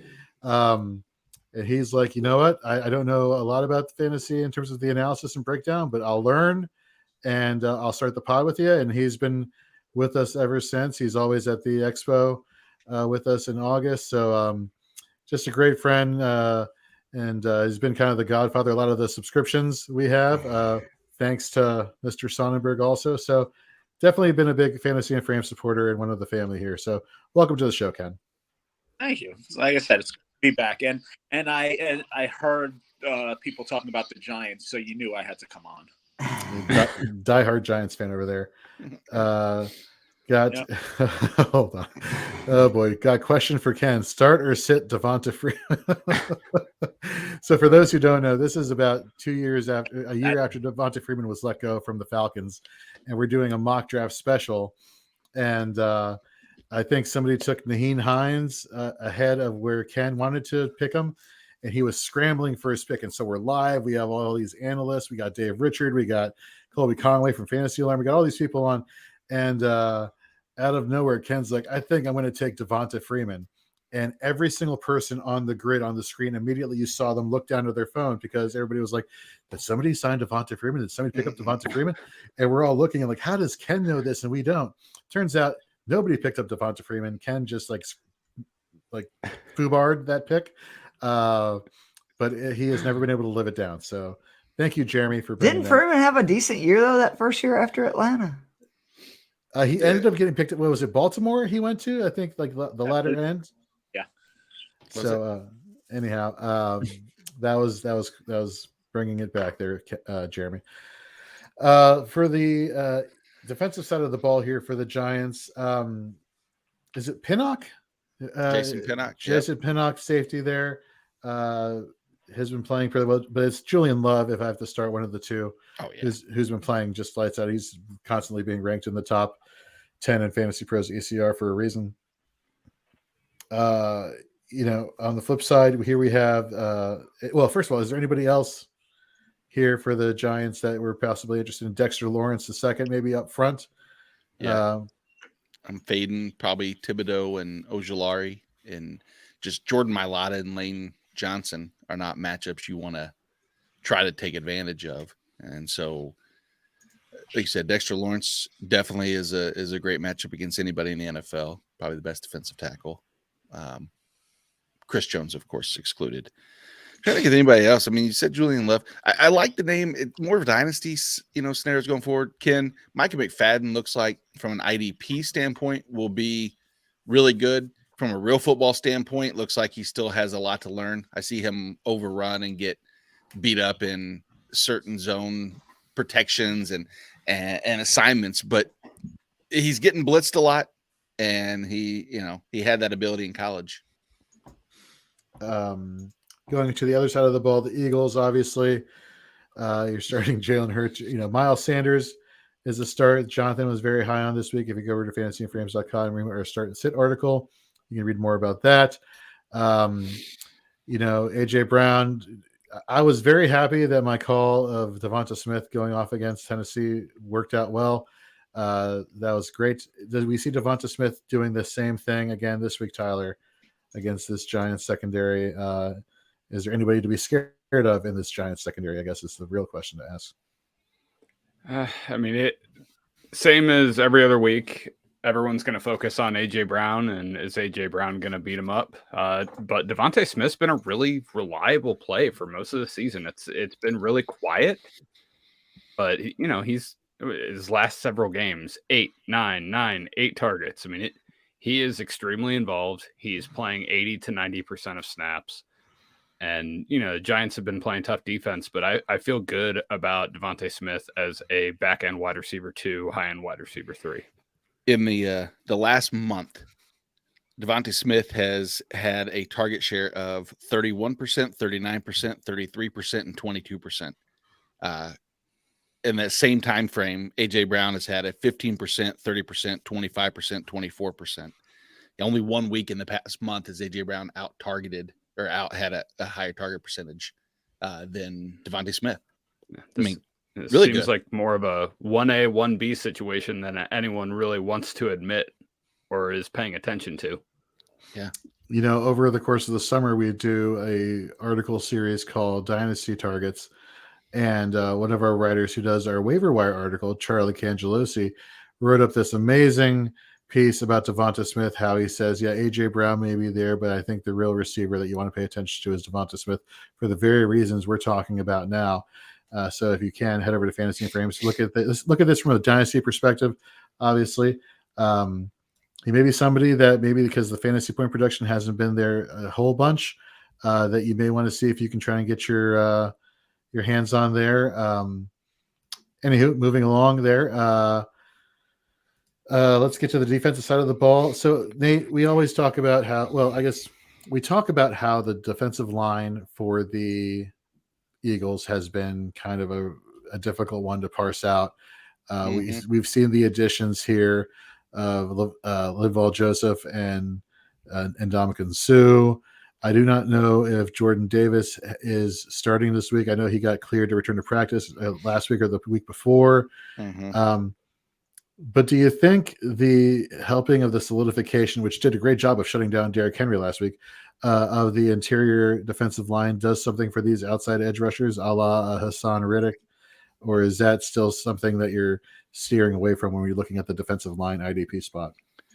Well, if you're trying to pick players, you guys tell me if you think this is something you want to dive into this pool. Last week, edge rushers, and this is their defensive snap share. 78%, 49%, 32%, 21%, 18%. 5 different players had a 15 or 18% or higher defensive snap share. Defensive interior linemen, we had 50%, 49%, 45%, 45%, 23%, 10%. I shouldn't be listing off 11 players that had 15 to 20% or higher snap share. That just, to me, that screams rotation, and you're just trying to grasp at figuring out at what point they're going to have the right person in. I think any one of them are capable. If you're in a stretch, I'd love to start Javon Hargrave this week. I think that's a good matchup. I think, shockingly, the Giants aren't that great in pass pro, even though Andrew Thomas has been better. You tell me, guys. Hell, you want to pick one? I'll tell you. Hassan Reddick, I'll give him a 0.5 sack on the day. Well, I'll tell you this. There's no Robert Quinn to deal with this week, so or the rest of the season, probably. Yeah, so there's one last person that you just rattled off. I do not want any part of this for a defensive line. TJ Edwards is obviously a must start. Mm-hmm. Outside of that, Chauncey Gardner-Smith was obviously Johnson, Mm-hmm. was playing well. He's out for the season, so it's really the TJ Edwards definitive Eagles IDP play, right? Yeah, I'd love to say Nakobe Dean. He looked really good last week in 15 snaps, but 15 snaps. That's it. 6 tackles in that time. So, yeah, Reed Blankenship is a nice name to pay attention to. He's fun. And maybe he has some play, but he's playing 80% deep. And against the Giants team, I just don't see that, really translating into anything. So for real football, let's go around the frames and let's give Ken either some good news or bad news. We'll start with Tyler. Who wins, Giants or Eagles? The Eagles are going to win, and they're going to cover the spread. The fuck kind of masochistic question is this? It's my way of welcoming Ken back to the show. Yeah. Being away for so long. I'll ask Keith, Falcons win or loss this week? Stop it. They don't lose.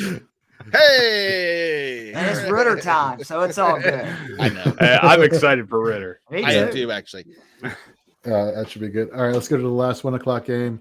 Pittsburgh and Baltimore. And Keith, you brought up a player in Tyler Huntley earlier. So I'm actually a little bit down on this week. You were 100% right when Huntley was in towards the end of last season. We saw the increase in Mark Andrews' production. It really is when Huntley came in terms of for Mark Andrews that helped to bump up Mark Andrews' value so much that people were considering him the tight end 1 overall in drafts this past August and July. It's because of his performance down the stretch last year and the consistency there.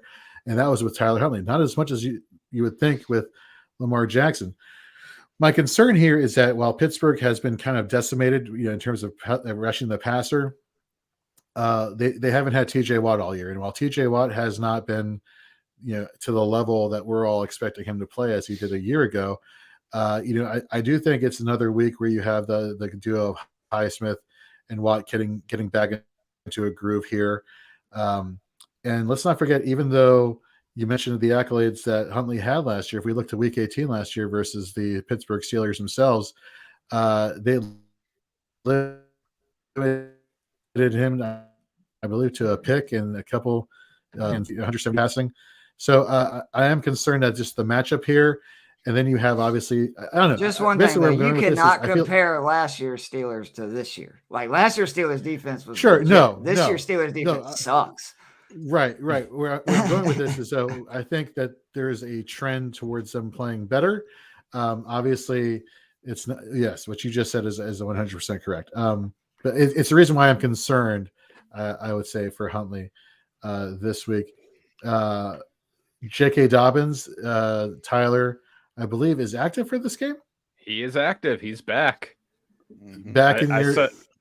I don't know, man. I saw a video of him back at practice, and he kind of had like the swag limp going. Tyler, don't. And I don't know if it was a swag limp. It might have just been a limp. I don't like it. What's wrong, Keith? Dude, I don't want anything of J.K. Dobbins right now. He's looked awful when he's played this year. I'm hammering that. That's one of my favorite underdog bets, and every one of my parlays is his under number on rushing. I think it's like 44 yards. I'll take the under all day. No, I got burned on J.K. Dobbins already. I'm out. Again, though, I am really high on Huntley. 5 of the last 6 starts, double digits. You're right, Steelers game, he did not, but he's averaging 17 points per game, and in those times. 40 yards in all 6 games, which to me, when you're having to go with a quarterback in this range, because if you're thinking about starting Tyler Huntley, you don't have a lot of great options. You're going for upside. That's 4 points right there. Right. Obviously, if he gets a rushing touchdown, and the 16.6 last week versus the Broncos, that's significant. The Broncos are one of the best defenses in the league versus QBs.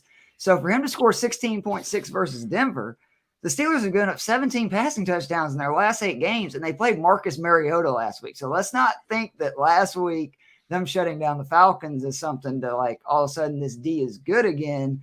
You know, they gave up a ton of points to the Bengals. They gave up a good bit of points to the Saints. I mean, they just maybe I agree with you. What makes a big difference, but the Ravens have to win this game. And I think Huntley is arguably the better quarterback right now for this team and like the lack of stuff they have, because for whatever reason, they can't get on the same page like Andrews and Lamar can't. And that is without a doubt the biggest weapon they have in their offense, with Bateman gone and all the stuff to the running backs. I think Huntley gets at least 14, 15 points in a standard league today. Okay, I can agree with that. I can agree with the 14, 15 points there. As far as other options for Baltimore, doesn't sound like anybody's really high on any of the running backs there. Obviously, Mark Andrews in the receiving game. Flipping over to Pittsburgh, Deontay Johnson, lots of targets, still not seeing a lot of the end zone. None of the end zone. Yeah. I was trying to be nice, but yes, exactly. He dreams about the end zone and he still doesn't get in. He's doing his best Cole Kmet this year. George Pickens had a great matchup last week, but they didn't really emphasize him enough, or at least he didn't get the production there. If you had to start one, Tyler, who would you start? Would you start Pickens or would you start Deontay Johnson? Squeaky wheel gets the grease, man. Pickens is going to get a lot of targets, and he's going to get in the end zone this week. Nate, Najee Harris, is he somebody that is entering back into your good graces or not really?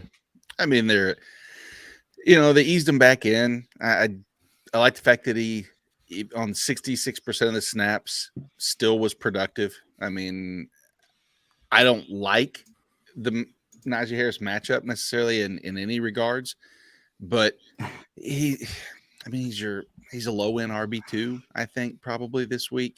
Maybe get you 11 points in full point. I mean, I just don't. I can't get overly excited about him. I really can't. I want to be involved. I want to be excited, but 3 of the last 4 games that he's played, he's had less than 5% target share. He's just doing nothing other than very inefficient running, and he, got into the end zone once. That's right. It does surprise me though that they peppered him with targets last year when Ben couldn't throw it 10 yards down the field, and now they have a quarterback that actually is throwing it down the field, and it just to me it seems like it would be open and something they'd want to utilize. He's a great pass catching back. He is. The entire Steelers offense just blows my mind. It's a mess, right? Yeah. It's poorly coached. It's poorly constructed. Honestly, it's really disappointing. Like, obviously, I'm a Browns fan, and I enjoy seeing the Browns do well and the Steelers do poorly, but this just makes football harder to watch. Like, I want to see a talented offense be fun to watch. This is probably the most glaring sick statistic you can come up with. Here, if you take a wide receiver who runs 100% of the routes, is targeted on 32% of every route run, resulting in a 38% target share, with a 45% air yard accumulation, 50% of the end zone targets, has an 11 ADOT, and he puts up 11 total fantasy PPR points. I mean, every one of those. The bad thing is that Johnson or is that Pickens? That's Deontay. Okay. No, Pickens had 7% targets on route run. I mean, he was out there. He ran 87% of the routes and wasn't targeted at all, and had a 6 8. He let him know about it too. As a Falcons fan, watching that game, every time you saw Pickens, he was yelling at either a coordinator or Pickett, going, "Throw me the freaking ball." Yeah, which is not a bad point. No. It's like he's a pretty good dude. They should probably throw him the ball. Yeah, is my main takeaway. Yeah. So let me ask you a question here. Battle of the quarterbacks: Pickett with the better offensive tools, or Huntley with the rushing upside? Keith, because you've Huntley for sure. I like what I've seen out of Pickett. Don't get me wrong, but I don't trust him yet. Okay. Against the Ravens D that at times has been really good this year. Let's go to IDP here. Let's go back to Baltimore. Patrick Queen coming off that injury. Was it 2 weeks ago or was it last week? Where Last he was week. carted off the field. Obviously, that's no bueno for him. Roquan Smith kind of returned to form a little bit from his Chicago days, earlier in the season. I think Patrick Queen's playing though. Which are you starting Patrick Queen? Given how well he's been playing since Roquan Smith has arrived further. Probably not. If that deep, I mean, he had to be carted off. I know it was a deep thigh bruise, but I don't know. It wouldn't shock me to see them ease off some of his usage this week, but it's a must-win game, play through. But he has been better. So yeah, in deep enough leagues, he's an LB3 for me probably this week. Anybody else for Baltimore that we're thinking about besides Roquan? Or I guess just for Roquan. I mean, you could make a case for Chuck Clark, I guess, but not. I don't know. It's hard. That matchup is just Pittsburgh's offensive line is not great. I mean, you could take a shot at a pass rusher. Question is, which one? And that's when it becomes like apparently ugly. Right. Pittsburgh side. Here's a question I have for you guys for Pittsburgh side. Sure. What's up with TJ Watt right now? He's slumping. He's getting back to playing. Yeah, but 3 weeks straight with like a sub 5% pressure rate, 10% pressure rate, something like that. I mean, he had an injury that he probably should have got surgery on. Well, he didn't. I can't imagine he's even close to 100%. TJ Watt at 40% has been more productive than what we've seen. Now, I'm asking for a lot, and that's probably unfair. But why play? Why play? Why play if you're not 100% and you're not being productive? What does Pittsburgh have to gain other than a potential catastrophic injury? Yeah, I think it's more TJ Watt pushing that. It's just a competitive mindset. That's all. That dude is he's got way too much dog in him to not want to play. Don't disagree. He also has enough to know that if he's not performing, that maybe, I guess he doesn't. Maybe not. Maybe that's not the way it is. But I don't know. If the Steelers lose this week, I think they're officially out of the playoff hunt. So we'll see what happens there. Are you rolling Minka into your DB spot this week versus a suspect passing game for Baltimore, Nate? I would.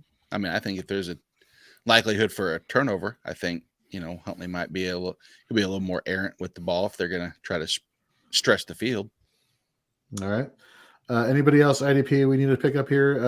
Highsmith, is he somebody to even consider or not really? I mean, Highsmith's been fine. He's better early in the season, but his pressure rate's been the same. Him and TJ Watt both have been just poor in those regards over the last couple of weeks now. But it's dude, guys, 6 teams on bye. At some point, we're taking any healthy body that can give you 80%. If you can get 80% of the defensive snap share across the defensive line with the upside of Highsmith or Watt, you have to play him. And I'm playing Watt still, so maybe this will be the week. All right, let's go to our 4:00 matchup here. Speaking of, what you got? Sorry, from the Baltimore side. What about picking somebody like a Marlon Humphrey up? Maybe the problem with Marlon Humphrey is that when you have Pittsburgh and their average, target, like average route run is like a yard, and ADOT is like 6.7 on the as a whole. Marlon Humphrey being like pretty much just playing deep. I mean, he's not playing. I mean, he's a corner, so it's hard to say playing deep. I don't think he's matched up on Deontay's heavy targets. Who is in the slot? Is that Brandon Stevens, I guess? No, it's Ardarius Washington. Yeah. But I think Marcus Peters gets a heavy amount of Pickens, I would think. So, I mean, possibly, but you're looking for an interception, buddy. Yeah. He didn't like your advice so much. He's like, I'm out. I can't do this. that or I'm hogging up all the Wi-Fi as we alluded to earlier. Let's go to Kansas City, Denver. Denver has been on the season, I think, pretty good against the running back position. Does that hamper your faith a little bit in Isaiah Pacheco, who's been playing freaking phenomenal since he's been given the majority of snaps here, Nate? No, I'm still comfortable with Pacheco. I don't think there's anybody that runs harder, and they're not going to be down. So I think that takes away a little bit of McKinnon's upside. You guys agree with that? Yep, agree. Yeah. Because I believe up until last week, I don't remember last week's stats, but up until last week, that Pacheco had not been really emphasized in the passing game at all. It's been the McKinnon show. Right. So that's something to keep in mind there. Obviously, you're starting Mahomes, Kelsey, Pacheco. Juju up and through week 6 was like the top 5 wide receiver in half PPR scoring, and then all of a sudden just been kind of fading into irrelevance here. Whereas we've seen MVS actually get a lot of these deep targets the past couple weeks. Not many, but you've seen him come into form, but so to speak. But that's still not somebody I would be starting, even with Mageddon. For the defensive side here, you mentioned Frank Clark last week with Chris Jones. Frank Clark had an illness. I believe he played a lot. Yeah, exactly. That's exactly what you mentioned earlier in the week. On You Down with IDP, our collaboration with Club Fantasy, which is on every Thursday at 7 p.m. Eastern. Are we still on this tandem here? As Frank Clark, if he's playing today, him and Chris Jones versus this Denver Broncos team trying to get the Russell Wilson, who's been, Russell Wilson, negative as opposed to light. It's an interesting way of. Yeah, that's not the best one I could have done, but it is. No. You want to cut? Let's do that again. Yeah. Hey, Russell Wilson sucks. Russell Wilson, take 2. Yeah, Russell Wilson's been sucking. Do I roll Frank Clark and or Chris Jones out in my DL spot this week? I mean, I like Chris Jones in DL. I mean, his tackles for loss, his QB hits, pressure rate, win rate, everything's elite. So it's hard to not go Chris Jones's direction. But as a whole, I mean, Denver's middle of the pack in protection. So it's not my most advantageous matchup, put it that way. Russ, I mean, isn't Russ other than Fields, isn't he the most sacked quarterback in the league this year? I don't know. I didn't think so, but I wouldn't shock me. Let's check on it. But I feel like he's going to be sacked multiple times today. Okay. Brian Ford with Mr. Limited. Yes, quite limited. It is, yeah. Him and Daniel Jones with 37 each behind Fields. So definitely some upside there. Obviously, you're starting Nick Bolton, who's been playing lights out. On the flip side, Tyler, we were talking about Jerry Jeudy on offense for the Broncos. How he has a great matchup against the slot corner for the Chiefs, who in zone coverage has been allowing a high passer rating when targeted, as well as the reception percentage up. I think it was like around 81%. So Jeudy definitely has a matchup this week. Dulcich is becoming, if not has become, Russell Wilson's escape valve, and especially in a high-scoring game, which I think for the Chiefs they're going to want to have to throw. And I think you're going to see Dulcich and Jerry Jeudy eat this week. As far as anybody else for the Broncos on offense, I'm not really high on anybody, to be honest with you, aside those 2 players. For defense, where do you got Latavius Murray? He has been surprisingly useful. Yeah. One area with Murray that I thought was pretty important, especially for this matchup, is that last week, that 20% target share was a result of 31% targets per route run. And so if they're trailing and Russ continues the good check down and getting him involved, I think that let's see, where do I have him? I have him as my RB 20. I've got him at 21, right behind Jeff Wilson, right in front of Dameon Pierce. I have that very similar. I moved Jeff Wilson down no, I didn't. I moved him back up because this matchup, because without Derwin James, and we'll get to that with the Chargers at night. So Jorge, you can so right around 20. Jorge, you probably have him somewhere close, I'm guessing. I have Latavius Murray at 24. So, Okay. I guess that's a very good point. I forgot to bring up. Thank you. For the flip side, we saw Josie Jewell and Alex Singleton both eat at the linebacker position last week. I both believe something like 17 tackles. I could be wrong there, or was it 17 points each? One of the two. Either way, I think you can play those confidently. And yeah, that's that game. Going to the 425 game here. Tom Brady and his 83 tickets that he bought for family and friends is going to be taking on the 49ers in Santa Clara. The 49ers are basically the best defense in the NFL. They're, in terms of fantasy, they're the best defense in limiting opponents here. If you had to start one, Rachaad White or Leonard Fournette, Tyler, who would you start? If I have to start one, I'm just going to start Rachaad White. They've been targeting him a lot, especially if you're looking at a PPR league. You might see 8 receptions and it might only lead to 23 yards, but that's still double-digit points in a PPR league. So I'll trot Rachaad White out there. So I'm going to go the opposite side. I actually like Fournette more this week. Both of them were both used fairly equally in the running game and in the passing game last week, specifically in the passing game. I think Fournette had 7 targets to White's 6, if memory serves me correctly. Fournette was more efficient on the ground.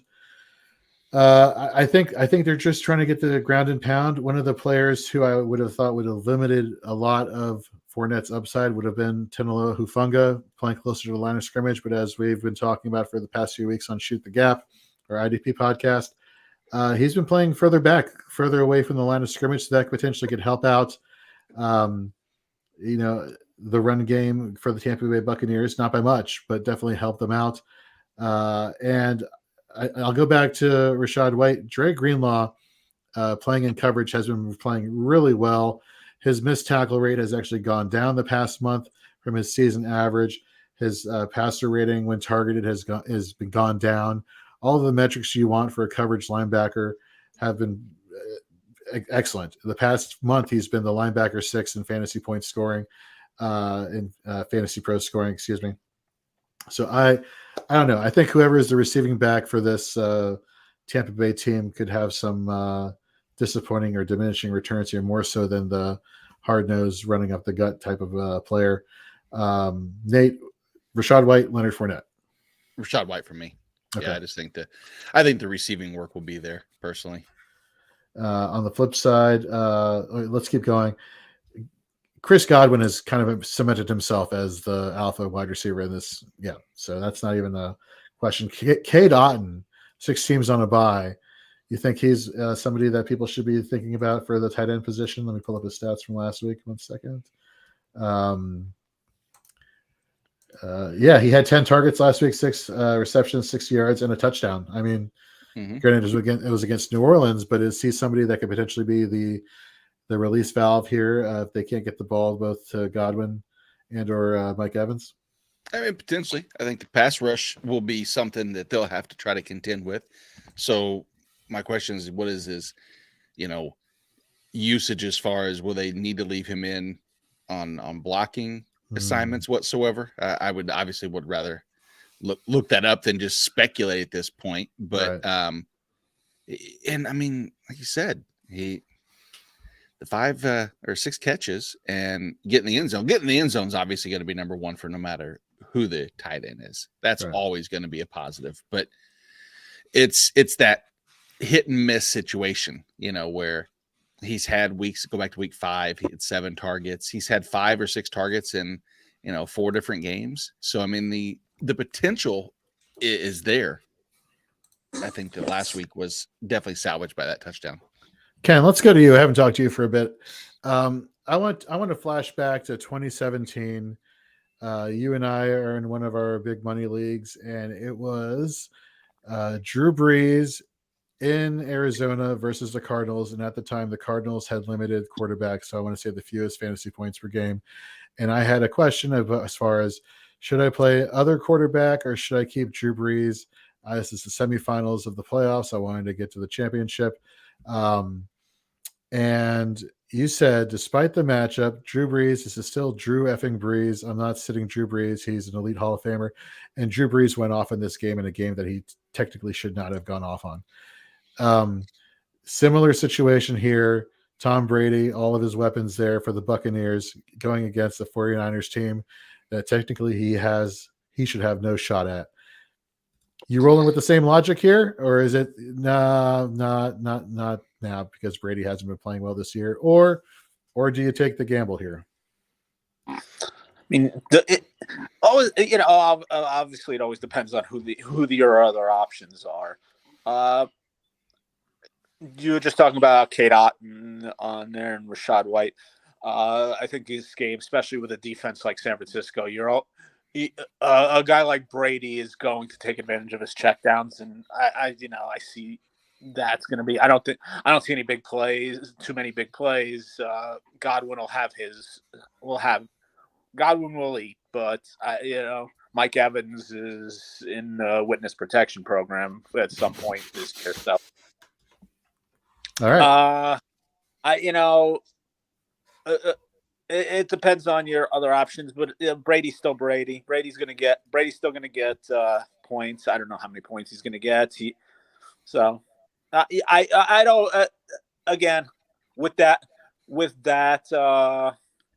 offense, the problem that you run into is the offensive line. Other than that, he has the weapons. It's just a matter of him being able to get it there. So, do I go with Brady? Maybe it's who are my other options? Right. So here's some news. Harrison Smith has been ruled inactive for this week, so he's out. He had gotten limited practices this week too, so it's not like he did not practice. So Harrison Smith being out, man, obviously. So Derwin and Harrison Smith are out for this game. Interesting, or for their games. Different, games. Yeah, for their games. Yeah, huge for defensive back because Harrison Smith, I had, he was DB 1 or 2 depending upon your comfort level there. What does that mean for? Go ahead. I'm sorry. Continue, please. I would say I don't know what that means if anybody for Minnesota steps in and actually takes on that role. Let me see who it might be, but continue on with what you were saying. Antoine Winfield is also doubtful for the game. So is Mike Edwards probably. Yeah, so Keanu O'Neal is another player. What were you saying, Ken? I was going to say, from a betting perspective with Minnesota, there was a lot of talk this week about the fact that despite Minnesota having a way better record, Detroit is the favorite in that game. So now with them losing somebody like Harrison Smith, yeah, it makes it a lot closer than what you would actually think. And somebody Absolutely. like Amon-Ra St. Brown is going to really be a focal point. Well, Jorge, this goes back to remember when we were just talking about Minnesota. You mentioned a name that now is probably relevant in this matchup.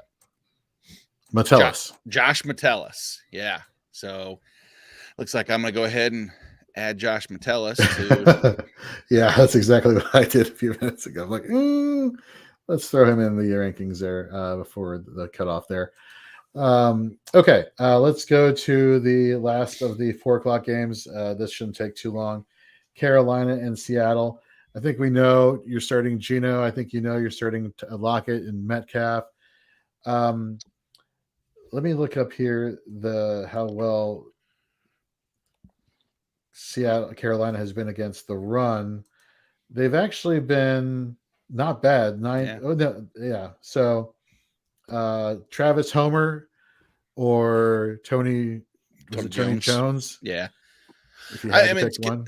Well, I'm picking one. I have both of those in our Kings Classic auction league, and I'm choosing Travis Homer. He was missed because of illness last week. He was the go-to that Pete Carroll wanted to rely on if necessary. And it was, don't get me wrong, both are not great options, but if I have to choose one, who's going to give me the better chance for 60% of the rush opportunities, plus, I think that's going to be Travis Homer. Okay. So on the flip side for Carolina, Deontay Foreman, have we heard yet whether he's playing or not? I know there was some. He's supposed to play. Yeah. I think he's going to play. All right, so therefore I can kind of let Chuba Hubbard off of my rosters there that I picked up just in case. Deonta Foreman, Barrage, just for how good he's played the last few weeks, pretty much since they got rid of McCaffrey. Is he a mirage? I know in my Dynasty league, one particular guy who had Deonta Foreman, he's recently traded him, but was desperate to try to get him to me and tried to sell me on the fact that he's a keeper and that he's going to be the guy in Carolina. Do you guys think that's true, or is it just, he's what's available for them now? Yes, the latter. Yeah. I don't think he's a long-term answer. So good job rejecting that trade. Exactly. So many offers. Yeah. You seriously, Ken bombards me with texts like more so this season than any other season. Look at this trade. Look at this trade. This guy wants me to give him Derwin James and insert top tier player for third, flex options. And I'm like, who are these people that are suggesting these trades? It's crazy. Anyhow, going to the flip side for Seattle, I actually like the Uchenna Nwosu here for the defensive line edge rusher position. I know the matchup is kind of tough. Yeah. The pressures the past month have during facing his offensive linemen have been there. The sacks have not been given up. So it is a tough matchup, but I just feel like Uchenna found his, granted it was against the Rams last week, but anyhow, I have faith in Uchenna Nwosu. I think he's going to get you a sack. I think he has definitely DL3 upside. DL3, DL2 upside there this week. Obviously Jordan Brooks, Cody Barton. It's Cody Barton that's something that we're rolling with this week, Nate. As of the last couple of weeks, yeah. I mean, he's done exactly what you, as a fantasy manager, you don't want. Have high upside, you take him, get all pumped, and then play himself out of a role, and then pulls you right back in. And then you're stuck, and you want to go with it because it's like, man, the snaps are there. And it was for the opposite reason. Honestly, that's crazy is that here we are thinking Seattle, and we wanted Jordan Brooks. We wanted Cody Barton because we thought Seattle's offense was going to be so bad that they were just going to be constantly thrust onto the field. And it's kind of been that way, but we're seeing Cody Barton, like I said, 90% of snaps last week, double-digit tackle efficiency. So, yeah, I mean, the matchup's not probably wonderful. I don't see that offense make sustained drives, which will help Cody Barton's tackle floor. But I do think that he, again, bye week replay situation, you're going to start him. I do like Ryan Neal this week. Again, a DB3 option, just because I think he's going to help us shutting down this running game, which is basically all the Panthers have. Although I think you're going to see a cap in his upside. On the flip side for Carolina, I think at this point you're writing off DJ Moore. I mean, unless you have to have him, despite Sam Darnold being at the quarterback position. It's really tough something to recommend any offensive player really for the Panthers at this point. So therefore, on the flip side for IDP, obviously Brian Burns, Jeremy Chin, has he gotten back into your good graces? Southern Illinois product? Is that, did I get that right? He is. Yep. He is from SIU. He has Ryan Neal, who we just talked about, SIU product as well, by the way. How about that? How about that? Both of them. They're no Maryland Terps, I know, but whatever. Is he back in my good graces? He is returning to my good graces. Last week, with him being off, I didn't get a chance to see it. I'm hoping that he maintains that. When he's been in the slot, which is what they've been doing with him, he's been pretty, I would say interesting, because you utilize his tools that he does best, which is just constantly being aggressive, getting to the ball carrier. They want to utilize them they had to utilize them in blitz schemes. And this, I mean, it's probably going to be just an ugly game all around. I hate to be negative about it, but no, it's going to be bad. That can be one of two things. That can be a good fantasy upside if Seattle just moves the ball with short, 3 down per drive, you know what I'm saying. Short, methodical. Thank you. That's exactly right. Methodically moving the ball down, matriculating the ball down the field. Yes. Okay. So yeah, good call. Let's get to the Sunday night matchup. I'm excited, dude. This I may think be it's my gonna be favorite game of the game. This is going to be a fantastic game. Dolphins, Chargers. Chargers need this game. Everybody seems to be healthy except Derwin James, who is out. And Sebastian Joseph Day, their defensive tackle, who is, I mean, that was huge. I think that's a big loss personally. I think Right. Sebastian Joseph Day's good presence in the middle there that you need just to get to create that pressure on the outside to get to Tua. In regards to Derwin James being out for IDP, somebody that you wrote about a few weeks ago, I want to say it was like either week 5 or week 6, I can't recall. Who, Alohi? Alohi Gilman. Yeah. I mean, I'm just saying the opportunity is there, right? And you did mention that the coach there did have faith of him. We were high on him, and then he puts up a dud the following week. That notwithstanding, he should be stepping in there. Yeah, bent actually. They didn't play him that week. Yeah, so I mean, it's still bad. Don't get me wrong. Bad performance is bad performance, but I do like him more in this matchup. I'm a little intrigued. Nasir Adderley is probably the biggest upgrade, if you will. And Andre Sisco from earlier for Jacksonville is out. I move Andrew Wingard up a little bit more. Okay. Him and Rayshon Jenkins more.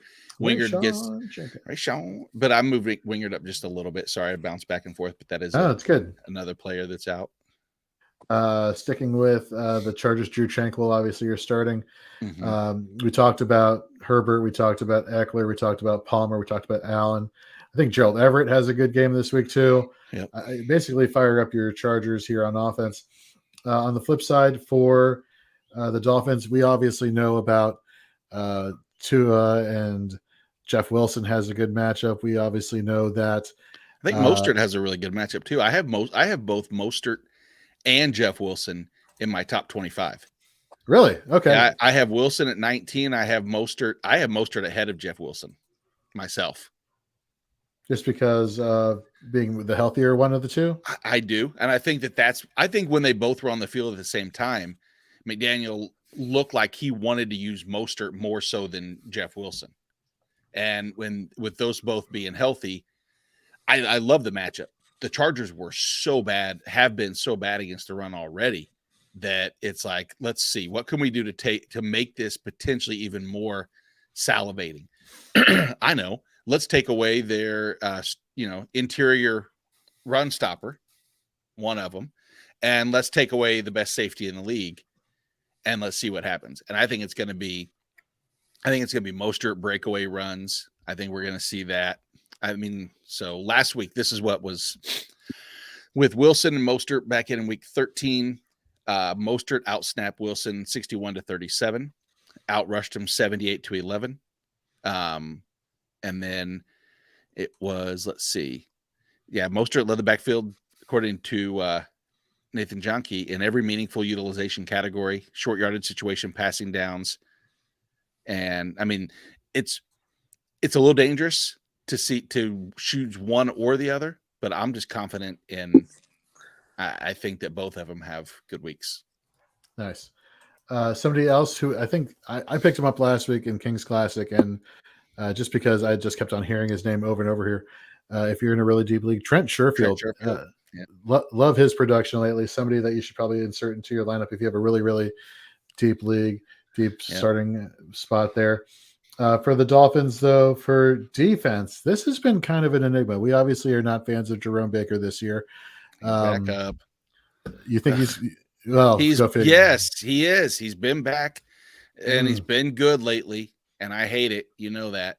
Right. It's Jalen Phillips, though, has a good matchup this week. Yes.